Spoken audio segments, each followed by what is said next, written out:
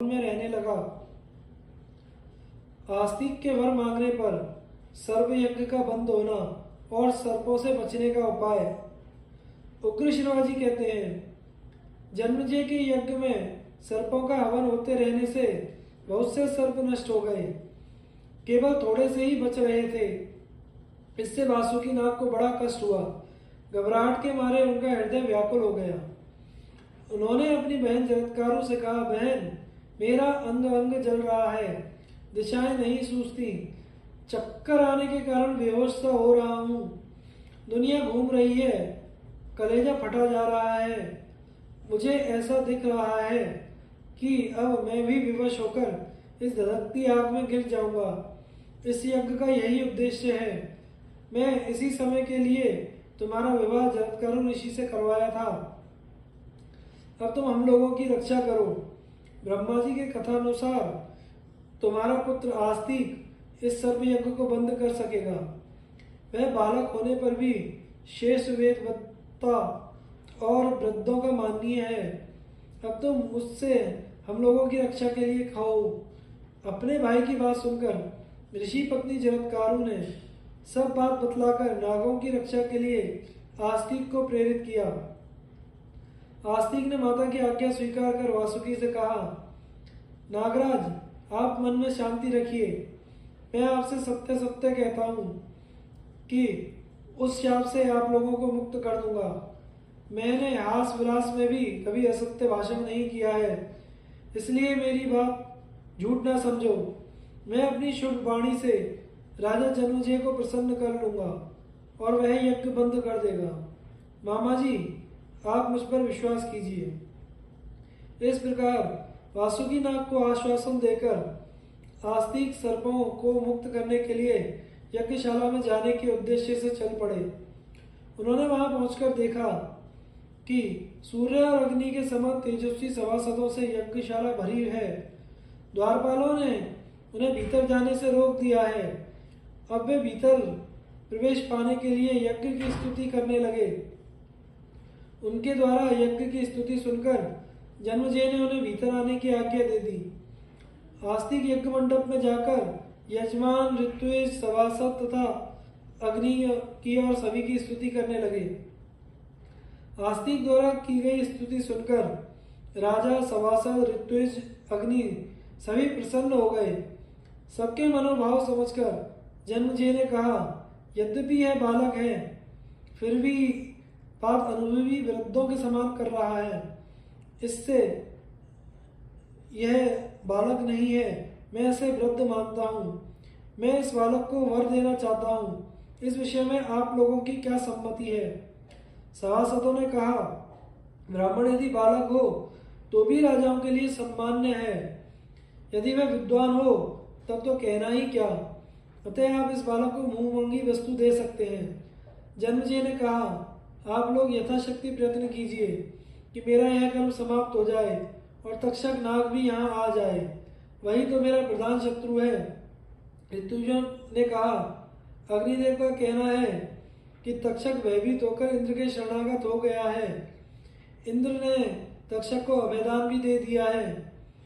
जन्मेजय ने दुखी होकर कहा, आप लोग ऐसा मंत्र पढ़कर हवन कीजिए कि इंद्र के साथ तक्षक नाग आकर अग्नि में भस्म हो जाए। जन्मेजय की बात सुनकर होता ने आहुति डाली। उसी समय आकाश में इंद्र और तक्षक दिखाई दिए। इंद्र तो उस समय यज्ञ को देखकर बहुत ही घबरा गए और तक्षक को छोड़कर चलते बने। तक्षक क्षण क्षण अग्नि ज्वाला के समीप आने लगा। तब ब्राह्मणों ने कहा, राजन, अब आपका काम ठीक हो रहा है, इस ब्राह्मण को वर दे दीजिए।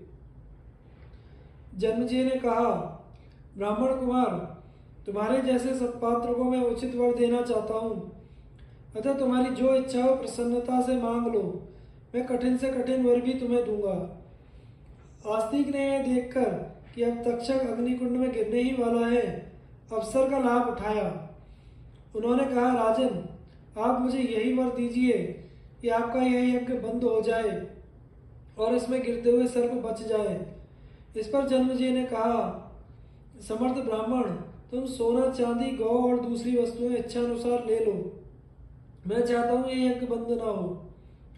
आस्तिक ने कहा, मुझे सोना चांदी गौ अथवा कोई भी वस्तु नहीं चाहिए। अपने मातृकुल के कल्याण के लिए मैं आपका यज्ञ बंद कराना चाहता हूँ।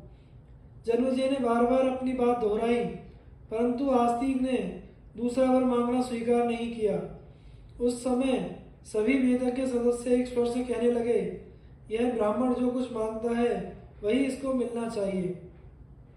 शौनक जी ने पूछा, सूतनंदन, उस यज्ञ में तो बड़े विद्वान ब्राह्मण थे, किंतु आस्तिक से बात करते समय जो तक्षक अग्नि में नहीं गिरा, इसका क्या कारण हुआ? क्या उन्हें वैसे मंत्री नहीं सूझे? उग्र श्रवाजी ने कहा, इंद्र के हाथों से छूटते ही तक्षक मूर्छित हो गया। आस्तिक ने 3 बार कहा, ठहर जा, ठहर जा, ठहर जा। इसी के कारण वह आकाश और पृथ्वी के बीच में लटका रहा और अग्नि कुंड में नहीं गिरा। शौनक जी, सभासदों के बार बार कहने पर जन्मेजय ने कहा, अच्छा, आस्तिक की इच्छा पूर्ण हो, यह यज्ञ समाप्त करो। आस्तिक प्रसन्न हो, हमारे सूत ने जो कहा था वह भी सत्य हो। जन्मेजय के मुंह से यह बात निकलते ही सब लोग आनंद प्रकट करने लगे। सभी को प्रसन्नता हुई। राजा ने ऋत्विज और सदस्यों को तथा जो अन्य ब्राह्मण वहां आए थे उन्हें बहुत दान दिया। जिस सूत ने यज्ञ बंद होने की भविष्यवाणी की उसका भी बहुत सत्कार किया गया।